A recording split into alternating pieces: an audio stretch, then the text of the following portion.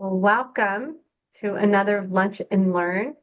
We are excited to have you here, and we are excited about this conversation. As you um, may or may not know, I'm Abby Lee. I'm the Executive Director of the Oregon Community College Association, and I have the best job in the entire state. And our Member Services Committee gets all the credit for these Lunch and Learns, and we take ideas and suggestions as they are happening to try to inform what we think our boards and our colleges might want to know. As we walk through this legislative session, as well as just new information, we have some updates on our applied baccalaureate degrees. And so we're excited to see how things are progressing, and then a new opportunity that is kind of underway. And we know that 5 of our colleges are involved in this kind of next step of a proposed consortium. So really just wanted to give some updates and some information as your colleges might be looking for additional opportunities. So with that, I'm going to turn it over to John Wyckoff to introduce folks on the presentation, and we'll take questions throughout and at the end. So again, thank you so much for joining us today. Great, thanks, Abby. And just very quickly, I'm going to give a little bit of background and some of the legislative history around applied baccalaureates before turning it over to Holly, Julie, Carla, and Kanoe, who are really the content experts who have been in the trenches working on these. But Katie, next slide, please. All right, so I'm going to talk, like you said, just a little bit about some of the legislative history in Oregon. Interestingly, the path to applied baccalaureates really started in 2017 with then Senate President Peter Courtney's merger bill that would have Senate Bill 1 that would have created a process for universities and community colleges to merge. That legislation was not successful, and in fact, most of the universities were not interested in this, and actually, weren't comfortable with the bill, except for I think Eastern Oregon University thought it might be an opportunity, but really no one else did. So that bill did not move forward, and it left the Senate president quite irritated with the universities for not more fulsomely supporting his merger idea. In part as a response to that, largely as a response to that, in 2019, Senate President Courtney introduced SB 3, which created community college applied baccalaureate degrees, with the thinking sort of like, well, if we can't merge, we'll allow community colleges to do these applied baccalaureate degrees. At the time, now Senate President Rob Wagner was the chair of the Senate Education Committee and was really largely responsible for the passage of Senate Bill 3, allowing community colleges to offer applied baccalaureate degrees, which at the time was fairly controversial. The universities were quite opposed to the idea, but that legislation was successful and passed on with very large margins. And then at some point, and I don't want to, Holly's going to talk more about this and get into detail, but at some point we realized that for nursing degrees, really an applied baccalaureate in nursing was not a useful title, that it needed to be a Bachelor of Science in nursing. So in 2023, Senator Michael Dembrow, through an omnibus bill, had allowed community colleges, or empowered community colleges rather, to offer BSN degrees. Oh, next slide, please. So the first programs that we saw coming up were Chemeketa was the first one out of the gate with their Applied Baccalaureate in Leadership Management. And then Mount Hood came with their Applied Baccalaureate in Cybersecurity, followed by Lane Community College's Applied Baccalaureate in Applied Business Management. It is interesting at the time, I know that in the case of Lane in particular, and it may have been the truth with Chemeketa, the private schools were really pushed back on some of the titles of these degrees, and there was a kind of a back and forth on what those degrees would be called, because some of the private schools had raised concerns. And then in 2026, we had the first consortium start that includes Chemeketa, Lynn, Benton, Klamath, Oregon Coast, and Treasure Valley for the BSN. I'm not going to talk about that much because Holly, I think, is going to talk more about that. Next slide, please. So this last, I just wanted to focus on some of the national statistics around applied baccalaureates and what are the benefits. So today, 214 community colleges offer applied baccalaureate degrees across the country with 763 programs. On average, applied baccalaureate students are over 30 and more likely to work full-time and support a family.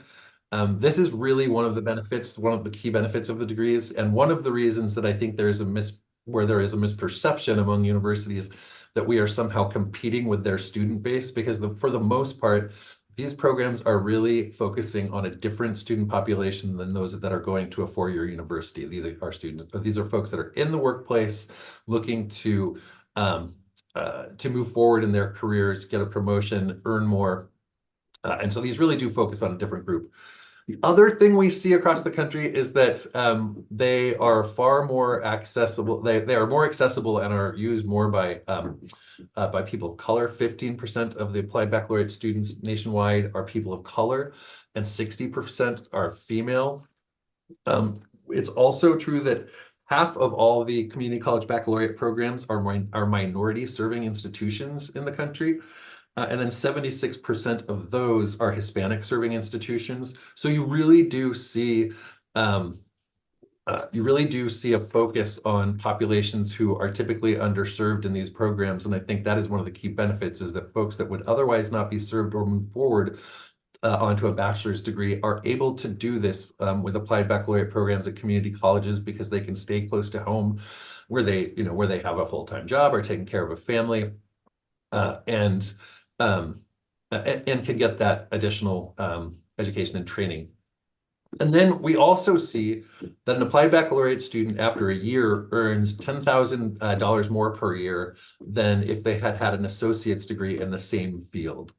And so that is really just one of the other benefits, particularly for folks that are coming from first generation and lower income backgrounds, that this really makes a marked difference on their ability to earn higher wages. And that is really all I had in terms of background and some of the, like I said, some of the national statistics before turning it over to Holly Nelson, who's going to get a little more into detail. All right, thanks, John. Thanks, Katie, for putting Julie and I both up there. Everyone, I'm Holly Nelson from Chemeketa Community College, and I'm the Chief Workforce Innovation Officer. And my partner in crime today is Julie Downing. I'm one of the instructional deans at Central Oregon Community College in Bend. And I saw a few of our other consortium members that jumped onto the call today. So hey to you all, and shout out to you all on the awesome work that we've all been able to do together. So I just want to point out from this slide, here's all of us that are involved in this work, and our new little AI created logo that we did. But we call ourselves the BSN Community College Collaborative. But the one thing that may be a slight misperception of this is that really this degree is an RN to BSN, not just a BSN. And Julie and I will be able to talk and address that just a little bit, but there is a slight difference in that. And we will talk a little bit about why those two things are slightly different. The other piece that I just wanted to give a little shout out, we all just got back, our consortium just got back from the national conference, and this model that we've set up actually received a national award called A Promising Practice. We were one of 7 national awards. So kudos to this model and all the good work that's been going into it. It's far beyond just our consortium. We are now into the student affairs side of the house. And so that was a really cool moment for us that we got national recognition for this. So next slide. So this kind of gives you a little monotonous of like, here's all the kind of stuff that went into creating this and the things that went along the way. John really talked around like the process and the dates and that kind of thing. But to go back, and this, I just want to point this out quickly. Someone actually mentioned at the conference a couple weeks ago when we were there of like, this organization has grown in baccalaureate or applied baccalaureate degrees across the country. It has grown so much back in the day when we actually talked about this in Chicago, it was held in one of the suites at the top of the hotel, and there were maybe like 30 people. When we were there a couple weeks ago, there's over 375 people in that room, and it has drastically grown. So we've seen it. Oregon has been alongside this growing process of this national movement. You can see a little bit in terms of how it died in committee, and as we've gone through this. Next slide, Katie. This also talks about the same types of things, and I'm not going to go over the little details, right, of how the cookies are being made in the kitchen. But this is kind of the stuff of how it started. This started for Chemeketa, in which I think we were one of the ones that were leading this way back with our previous president, Julie Huckestein, really having a desire to get this going. And I want to point this out, not because we thought it was a great idea, but this was a workforce need that was coming forward.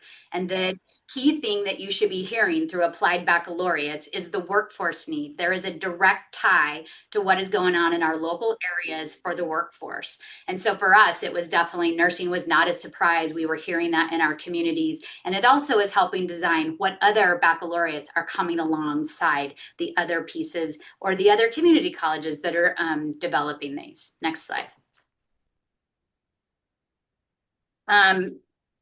So really, John talked about, we had a language problem. So we got Applied Baccalaureates through 2 years or 3 years before this. And we had to go back because we had a wrong language piece. Oregon's special in so many ways. We know that, right?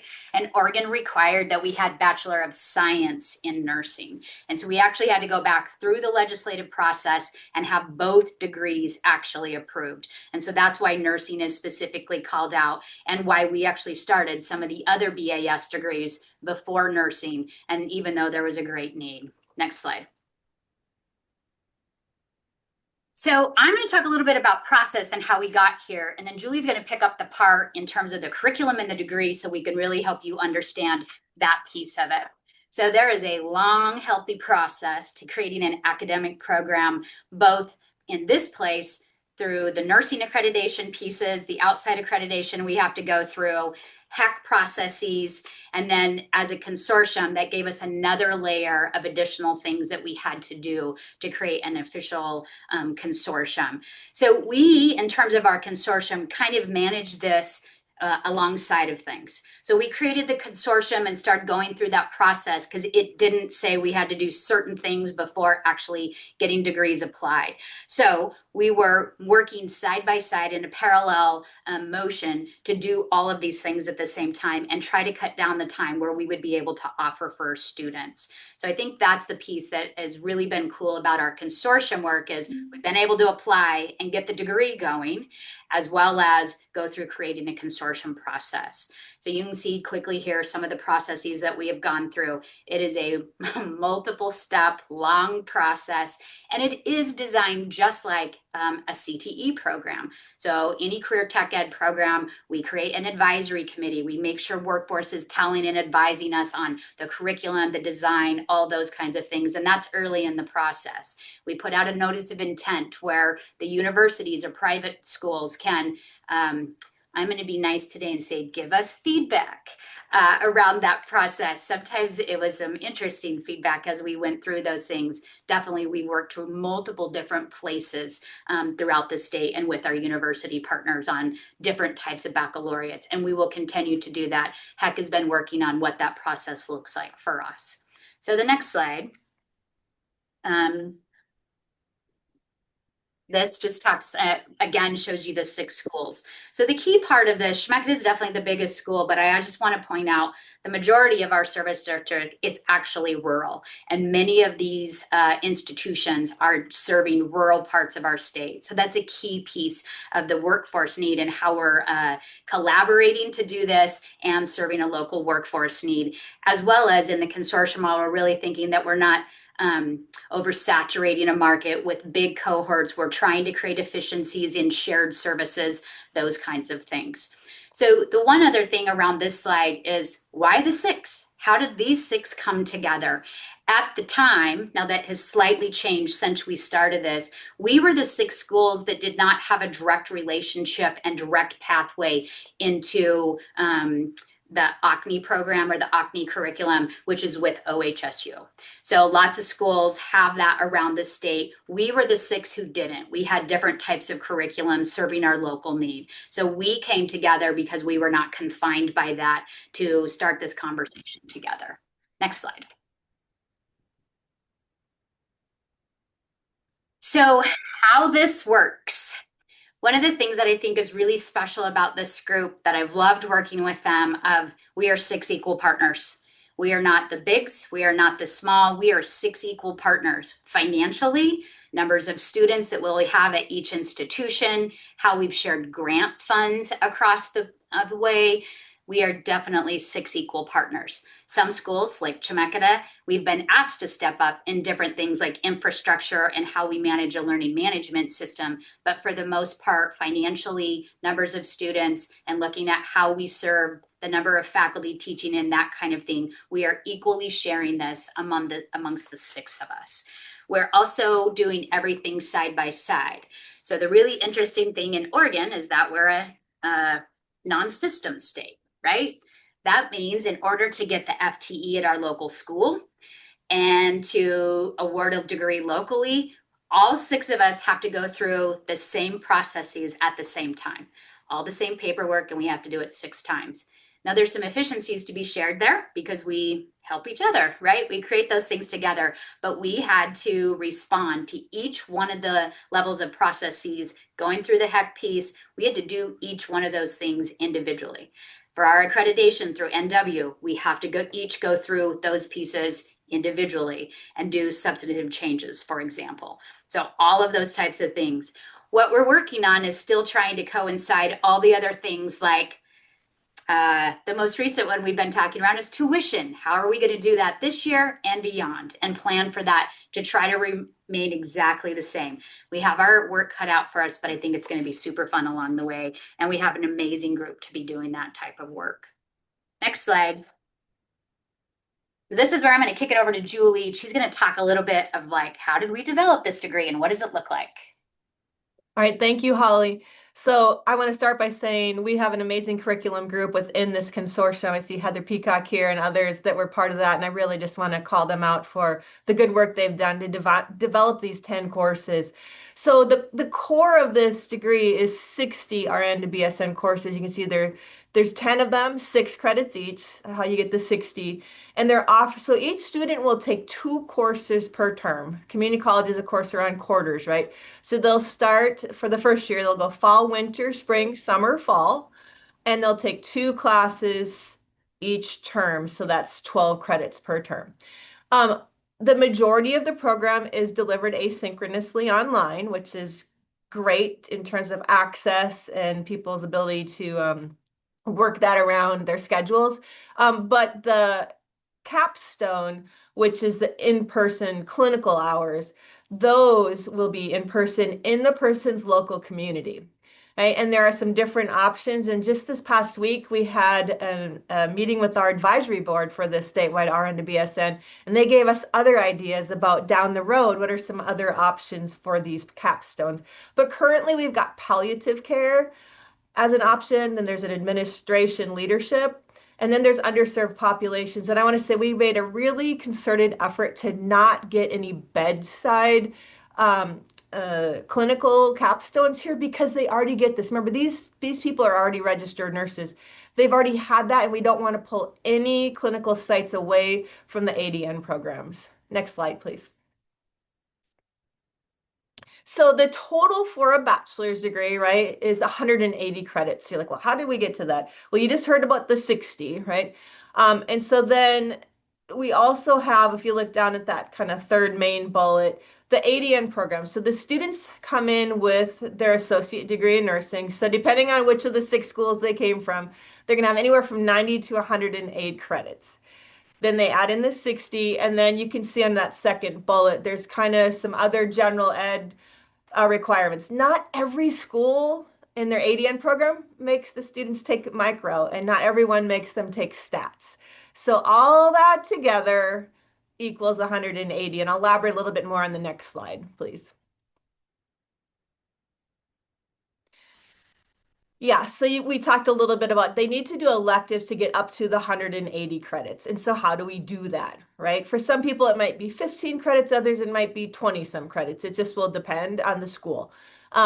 But so each school, we've all agreed that we're offering a 4-credit NCLEX prep. The NCLEX RN is the licensure exam, the national exam that they take to become a registered nurse. It's the same all across the country, no matter what state you take it in. So they get 4 credits of CPL, right? So that means that it's not a class they're taking now, but they're getting credit for prior learning. That's what the CPL stands for. And then there's also an opportunity, the 380 is a CWE, which is a cooperative work experience, where they can get up to 10 credits for working in the area. And then lastly, if there's other things they need to take, it has to be 100 level or higher. And we do have kind of an approved general categories list, right? You probably can't take, an automotives class, but you might be able to take a related math class or a related health class. So next slide, please. So how do you get into the program? So first of all, I will say it's lottery, but there are some things you have to have met beforehand. As we mentioned, you have to have already received an AAS or an AS in nursing, and you have to have passed your licensure exam by the end of that first term. So you have to, before you apply, you have to have your degree. But some students that just graduated from our ADN program, they might not have gotten their NCLEX results yet back. So we're giving them till the end of the first term of our program.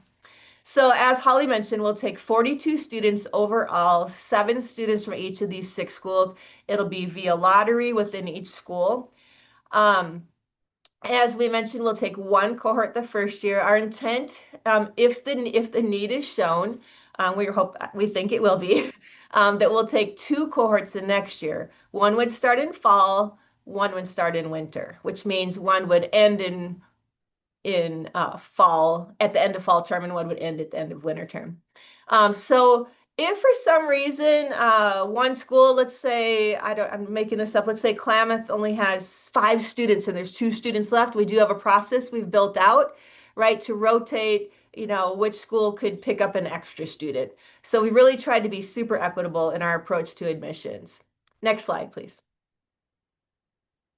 So kind of what's next? I'll go through this pretty quickly, but every school, if you go to their nursing websites, each of these 6 schools, you'll see the application guides up. And so it kind of shows the student, how do you apply? When do you apply? The policy and procedures manual for our RN to BSN is in its final stages. We're getting that all sorted out now so that we can use that information to create a student handbook. So those are in process. June 1st, oh my gosh, we're so excited. I mean, geez, some of us 3-4 years, we've been working on this longer in some cases, that the application opened up June 1st and it's open until June 26th. The classes will start in the fall.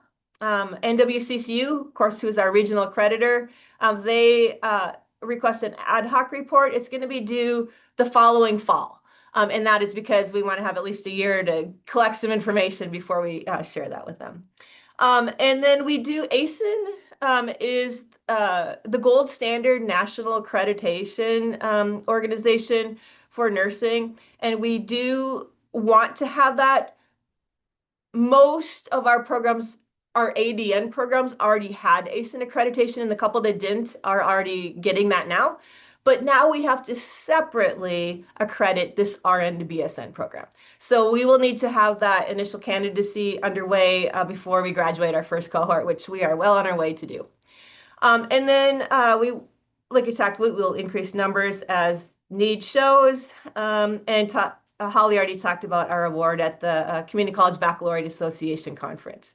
So I think if we go to the next slide, we want to just open it up for questions that you may have about this particular consortium.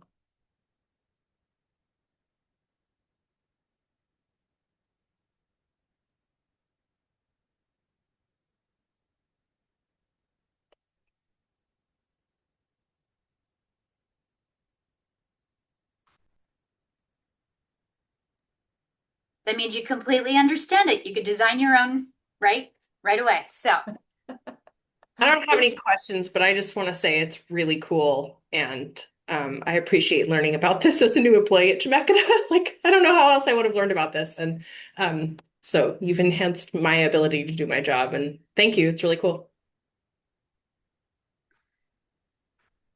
Thank you. It's definitely been a passion area for a lot of us for many years. So very exciting.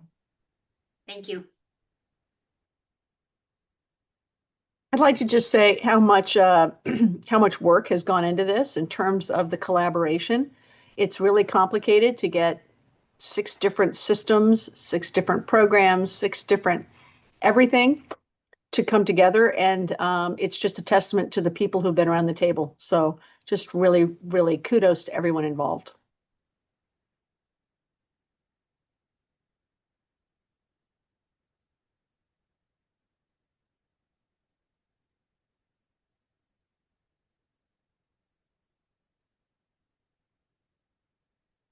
Hey, I have a quick question. This is Jerry O'Brien in Klamath. The national recognition that you got, does that come with a monetary award, or what is the award itself? It sounds like it's a great, it just ties exactly to what you were trying to do and got recognition for it. But what kind of marketing benefits can we use with this award? Hi, Jerry. Thanks for that question. We must have forgotten to pick up the pot of gold at the end of the rainbow as we came off the stage. So it did not come with monetary. We got beautiful gold medals, 2 of them. So I don't even know who came home with them from the thing, but I think more so of that we're a national model, that all the work that we really can't put into this is really a national model for other states coming behind us in this. So there's 24 of the 50 states. Thanks, Heather. If you can see Heather Peacock, she is one of our team members from Lynn Benton. Apparently she got home with one of the medals. This was our monetary award. Maybe we can melt it down. It's gold, right? And divide it by 6. Very expensive. Yes. It might be like an Olympic medal. Who knows? It feels like it. Yes.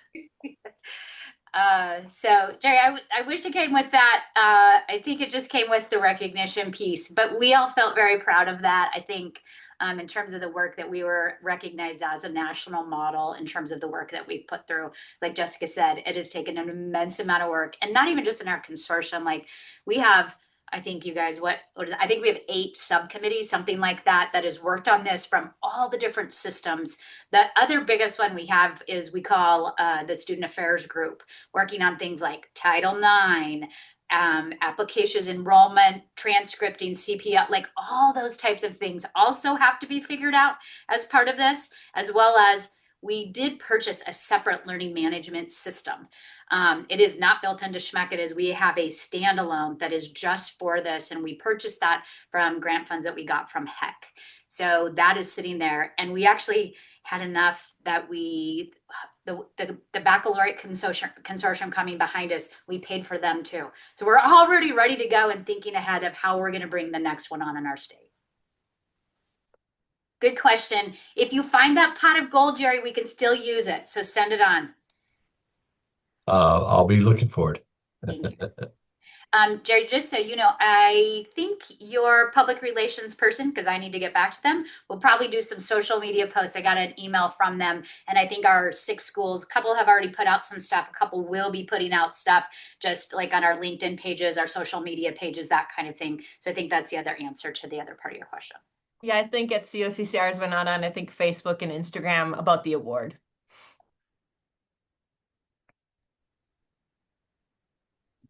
Great. Well, if there are, oh, sorry, Katie. no, go ahead, Dana. Yes. Oh, I just wanted to echo Jessica's sentiments and kudos to all of you who have done this heavy lift. We've been pushing on this for years, and we weren't sure it was ever going to happen for real.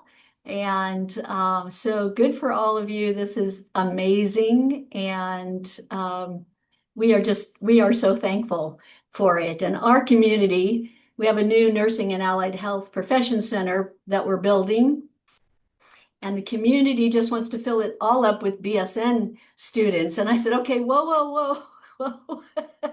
Baby steps. So we're excited for that first cohort and the second cohort, the 2 cohort model the next year. And Some of the questions we're getting, of course, is about tuition. Like, is that going to go up? How much is it going to go up? And of course, we don't have a crystal ball, right? And that'll have to be worked out amongst all of you to let us know what that looks like. So thank you. And then finally, TVCC just did some rebranding. And so we need to get you our new logo because that's our old logo that's on all of the advertisements and stuff. So I'll get that over to you. Sounds good. That's a I have a quick, question. oh, go ahead. I'm on the board at KCC with Jerry there, and I'm wondering what the future looks like for enrollment. We have a limited number of students that can be involved at this time. How much time? What's it going to take to get more slots, more students involved? Yeah, good question, Raymond. We're already projecting out. We have some very aggressive people in this group and it has such a workforce need. We're going to do a year of, and that actually took us a little talking through, 1 year of one cohort. Our plan is to double the cohort by the second year. So we would be taking in a group every 6 months, essentially, or every other college term for all of us. So that is the intent. If we had a bigger need than that, we could add additional cohorts that would start on every single term, really, if we wanted to. That is not our projection at this place. We will evaluate and assess that at the end of our first year and see how we're doing for applications coming in, those kinds of things. But yes, we've been talking about exactly that. We are going to take a year, try to get it right and to make sure that it's right. So that's our one pause. And if you know me, I was the one actually saying, I think maybe we should not do that. And if you know me, that is not my personality. So to be the conservative person in the room was an odd place for me to be. But realistically, we're going to be taking in another cohort before the other cohorts even graduated. So we will double as quickly as we can, when we can, and when our communities need it. Yeah. Yeah, if all goes well, Raymond will have 84 students in our second year. 2 cohorts going. Yeah, so. yeah. And I respect that desire to nail it before you go on building. So that's a great plan. Thank you. Jessica. I would say there's something else that's so amazing about what it means to bring this consortium degree online. And it is that it opens the door for more consortium approach degrees.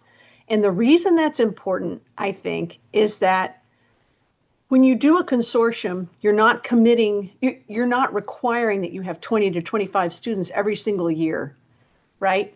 Maybe you would the first year, maybe the second, but do you have enough demand in the third and fourth and fifth? And you may not. And by doing it this way, you're basically kind of managing that concern for ensuring that you're not just going to end up having to close the program because you can't fill it, right? And it's a shared approach to filling the program. I think it's also really important because we have a lot of different size colleges in our state, and not everyone has the capacity to offer this, right? I mean, if Chemeketa doesn't think it has the capacity, I doubt a college that's significantly smaller thinks it would have the capacity, right? And another piece, of course, is that it's efficient because you're using the faculty that you have, and each one of them is picking up a course or whatnot. I'm probably saying something really obvious to all of you, but this is one approach to how we take a sort of super independently organized state and create some scale and some ability to go all the way across the state in terms of programming that's advanced and needed. So I just think it's a really exciting model and one that has a lot of future potential as we identify other workforce gaps. But unless you're in the middle of the metro region, and even if you are, you may not have the demand, right, for to single-handedly bring on these programs. So I just think it's really exciting as we look forward. So that's a perfect segue. I really want to thank Julie and Holly and all of the members of our BSN consortium. We are so proud of this, and it really is a highlight that we champion with our legislators. And Jessica, your comments and Dana, it's a perfect segue to what could be next and what else are some really promising practices as we are trying to serve our communities and look at workforce needs. And there is a current workforce need that is almost at crisis level. In fact, I think we would agree is at crisis level. And our Higher Education Coordinating Commission actually came out with a study that highlights the workforce needs in teacher education. And so our innovative community colleges have come together to say, how could we work with our communities to address this need? And we feel like we have a real promising practice similarly situated as we were trying to address the nursing need. And so with that, we want to turn it over to Carla and Kanoe, who are have been really helping lead this amongst many of our other partners on the call to talk to us about what could be next and some of the things that we are proposing to really meet this workforce need. So thank you for joining us, and take it away. Thank you, Abby, for introducing us, and thank you to our nursing consortium collaborative that has really inspired this work that we're going to be talking about and has laid a lot of the groundwork and has opened up some opportunities for us to think innovatively about how we can address some of the shortages in workforce demand in teacher education prep. So I'm Carla Hale. I'm the Dean of Education at Chemeketa Community College, and I'll let Kanoe introduce herself. Hi, I'm Kanoe Bunny. I'm education faculty at Lynn Benton Community College. I started out as a classroom teacher for context. Nice to see you all today. So as has been presented, it's been a long path to trying to determine how we address some of these workforce needs in our communities. And I think the history of how this started with this group is, and I'll just say, so we are working on a pathway for teacher education preparation. We are addressing that need in a similar fashion as the nursing consortium, in that we have come together with, there's a total of 5 of us in community colleges that are working together to try to get approval to offer a Bachelor's of Applied Science in Education. And the focus areas of that degree would be in elementary education with an option to get a special education endorsement. And what prompted this initiative was, in large part, our GYO work that many of our colleges have been involved in the last several years, that has been supported by the legislature and has provided opportunities for us to reach out into our school district communities and support professionals who are already working in K-12 classrooms to try to help them access additional education, get credentials that would move them up in their employment ladder. And so we have created these pipelines that have given us an opportunity to really see where our needs are and to create these partnerships with our community and hear them communicate, where they have the need. And so that is kind of how these conversations started. And if you want to go ahead and advance the slide, Kanoe, I'll have Kanoe talk to you about kind of the history of those pathways and how some of the other initiatives have contributed to that.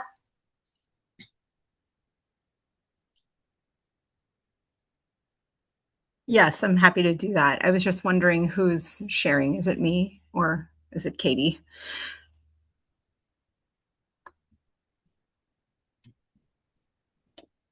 You're sharing right now. Okay, great. Yes.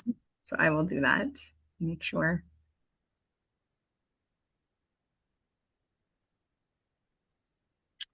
Okay, so I just wanted to talk a little bit about the context for education in contrast to nursing, which we just heard about.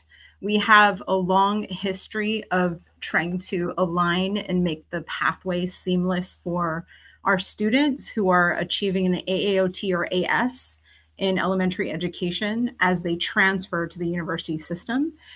We have worked really hard to make the pathway easy, convenient, accessible. There have been a number of policy changes and ways to motivate us to align. And it's very clear throughout this process and in the research that we conducted that not everyone is transferring at the rates that we would like to see, and we're not meeting the workforce demand. And in fact, many of the students targeted for our applied bachelor's program are not going to the university at all, nor do they see themselves as university students. So we developed a pathway for them to keep those students in mind. We can advance to the next slide.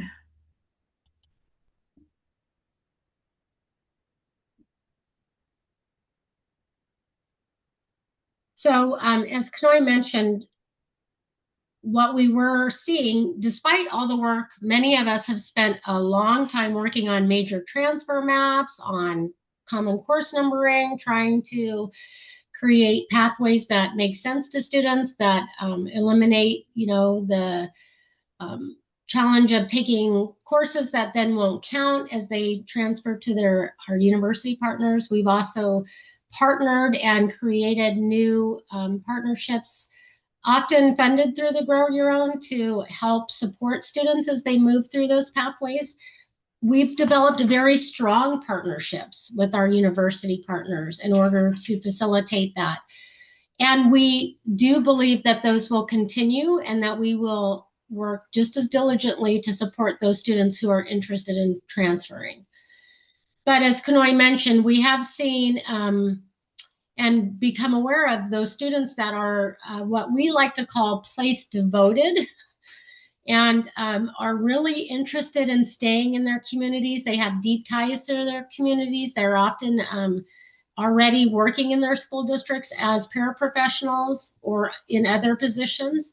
And so in combination with our local school districts and in conversations with some of our statewide education commissions, which includes the HAC, Teacher Standards and Practices Commission, our school district partners, we begin to imagine, and often, as we will say this often, after being inspired by this consortium approach, that perhaps we could help serve those students who, for many reasons, are not accessing transfer pathways. And so if you want to go ahead and advance this. So we've really focused on creating a braided approach. Like, we bring in and have spent a lot of time before we ever launched this initiative.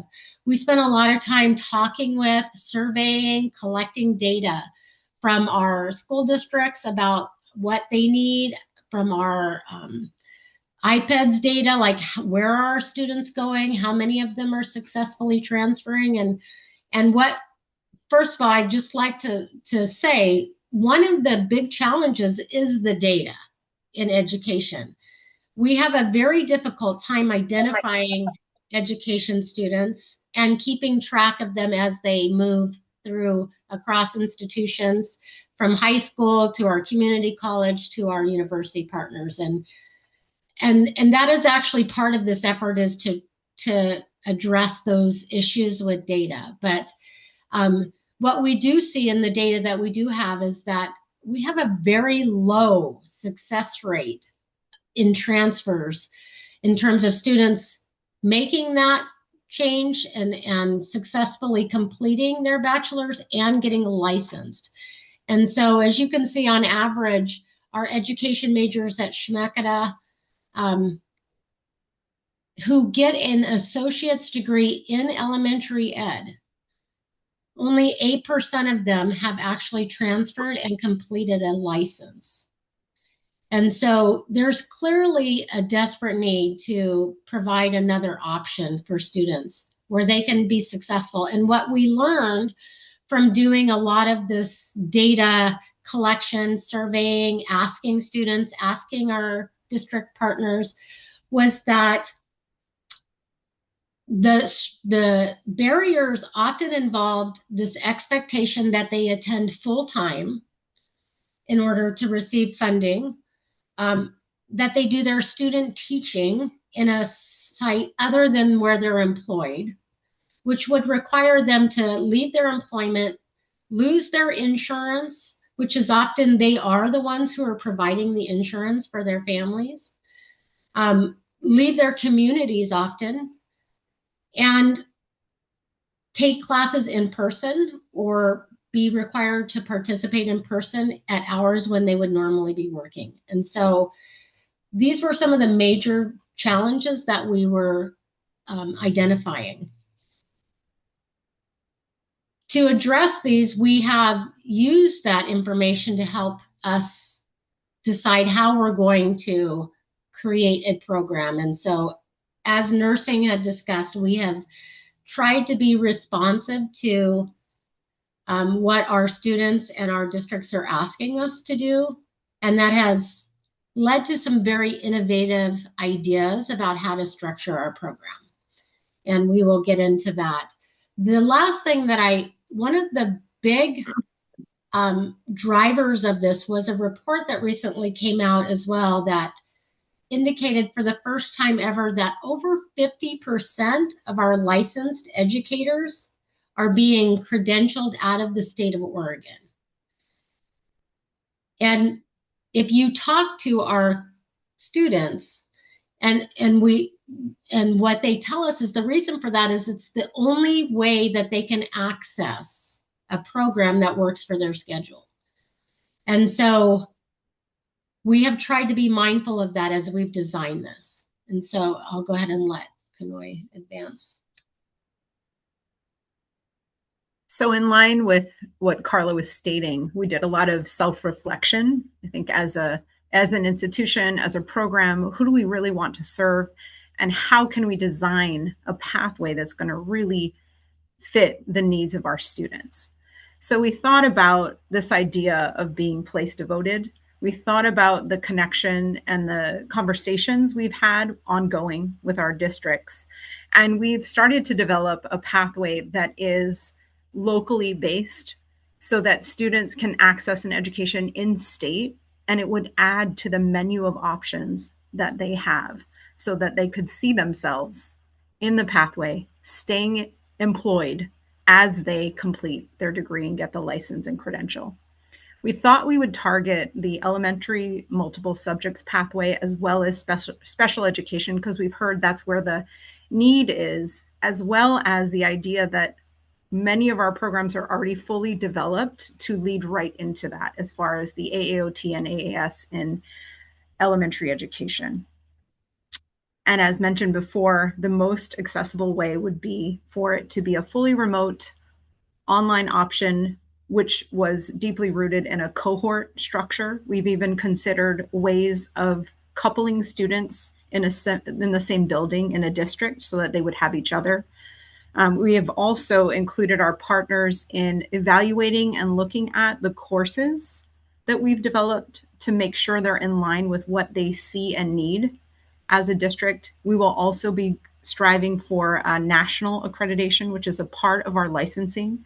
So all of these processes are happening at the same time in the process.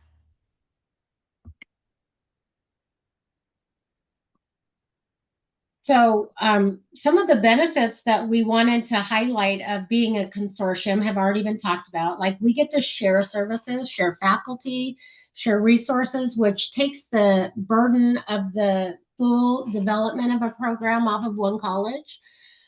This is actually so unique.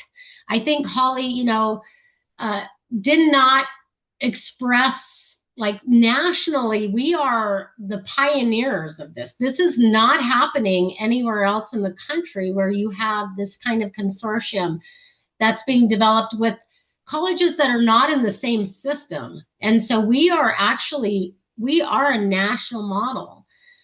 We are able through this consortium to meet rural needs of our state that would not be met in any other way.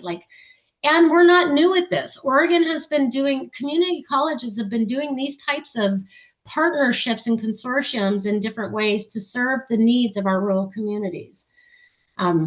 I think the one thing that I'll end with here is just where are we at in this process? So we are awaiting HEC approval. We have submitted all required documentation, which is extensive. And we are expecting that HEC will be voting at their commission in April on whether or not to approve this degree. Simultaneously, we're working on licensure through TSPC and accreditation through the Northwest Commission of Colleges. We do have 2 of our colleges who are not yet offering a bachelor's degree, so this will be their first one. I do want to give a shout out to Columbia Gorge, Treasure Valley, Rogue Community College, who are also very important parts of this and have worked tirelessly to try to develop this.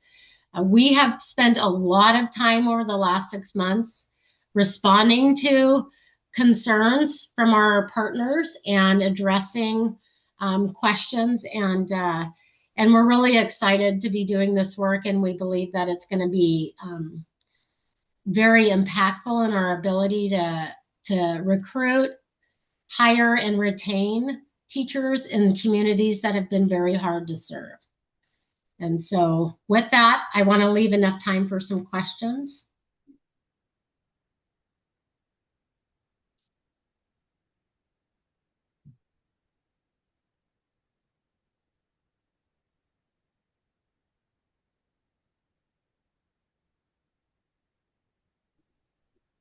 Hey, this is Jerry O'Brien again from Klamath. Did you say that 50% of the students do not go on to get their bachelor's degree? Did I hear that right? It's actually much higher than that, Jerry. And what are the causes, the reasons? There's a variety. I think one of the biggest challenges our students have expressed is the requirement to relocate, to go full-time, to leave their communities. They also, I think, as community college students, they build a network of support, and having to transition to a brand new environment where they have to start all over with creating those relationships is often just overwhelming. Okay, yeah, that makes sense. I know at Klamath here we have a MOU with Southern Oregon University to do a bachelor's degree there where the students here can work remotely. They don't even have to go over to Ashland to do that, which is extremely helpful. I've talked to a couple of graduates that really they appreciated that because they're usually single moms or they have family they're taking care of and a job, and they just they can't travel, they don't have the time. But gosh, that's a high number. I will also add that there are times when students do transfer before they complete, right? So that's not counted. They also will transfer with, for us, the general AAOT, not the specialization in elementary ed. So again, that's a number that's not counted. They're still far lower than we would like, though, in spite of those kinds of nuances. Jeff. So thank you for this great presentation, Jeff, trustee, LBCC. And I have a question that relates to the like national context. And from what I can tell, there are states around the country who either have or are considering like a high school only credential to teach K-12. And I don't know how sensational that is or what an outlier it is, but it seems to me, if that's true, to whatever extent it's true, that it's sort of like lowering the bar. Would it be fair to characterize what we're proposing here in Oregon is the opposite of that? That is, increasing the pipeline or turning up the spigot, whatever term we like, that we're taking an opposite approach rather than lowering our standards for those who teach our young ones, that we're making more of them and making them as qualified as the ones that we currently have that are unfortunately retiring at great rates. Yes, you're absolutely right. We are doing the opposite. We are going to be preparing teachers to the same standards exactly as our university partners. We have to meet all the same accreditation standards and the TSPC standards, and we are opening additional options for them to complete.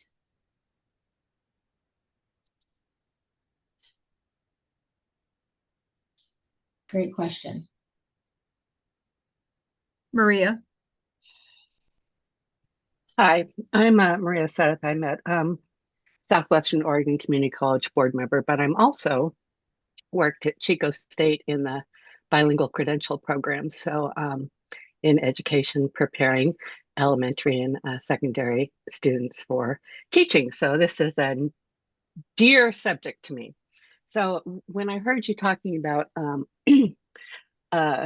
place devoted, and then I heard you talk about the barriers, one of which is people working full time and insurance and all those kinds of things. Is part of this vision that you have going to be an internship type model or a grant supported type model where when students get into their student teaching phase and are teaching in the schools, that they actually would be able to either be grant supported or be able to be interns where they'd be income supported, so they could actually have their student teaching in place and be able to step away from their full-time jobs, et cetera, because they're going to need to do their practicum in the schools. That's Yes, my question. yeah, absolutely. And you probably from your background know how challenging that is, right? There are a lot of systems that come into play with unions and human resources. And we have, as a result of some of these GYO programs, our registered apprenticeship pilots, we have learned a lot about how to do this, how to partner with districts, how to create these partnerships where students and employees can stay in the schools where they are working and adjust as they do their student teaching, their level of responsibility and their pay, and scale that up. And so that is one of the innovative ways that we are preparing and designing this program, is to take advantage of that. And I think we will compete well for grant funding in order to support those students, because this is going to be a lower cost model than many of the ones that we have been funding as a state, including registered apprenticeships and GYO. Yeah. I know one of the innovative programs that Chico State had is teacher in residency program. And what that is, it's a year long, one mentor teacher, but year long in place that whole time in their classrooms, and then their classes are outside of that time. And that is something else, I put out there for you, because those are grant supported, because they do get student teachers right in the classroom for a whole year with a relationship with the school and everything that the school does and the teachers and all that. And so Chico's been very successful keeping that grant supported. So it's something else to keep in mind as you move forward with this. Just you just putting it out described there. our last year. Good. Our last year of our program. Thank you. That's good. That's great to hear. All right. Well, we are almost at 1 o'clock. So I just want to thank you all for attending this Lunch and Learn, and to our presenters, Carla, Holly, and Kanoi, and Julie. Thank you so much for imparting the update on Applied Baccalaureates, and obviously more to come as we're just getting started with this consortium. So I'm sure we'll have a future Lunch and Learn where we can update folks on how these are going. So just thank you again for being here, and look forward to seeing you at our next Lunch and Learn, which will be March. And the Ford Family Foundation is going to come and present on rural adult males and their sense of belonging and kind of the work that they've been doing with that. So look forward to that invitation that will be coming out shortly. Thank you all. Appreciate it. Thank you.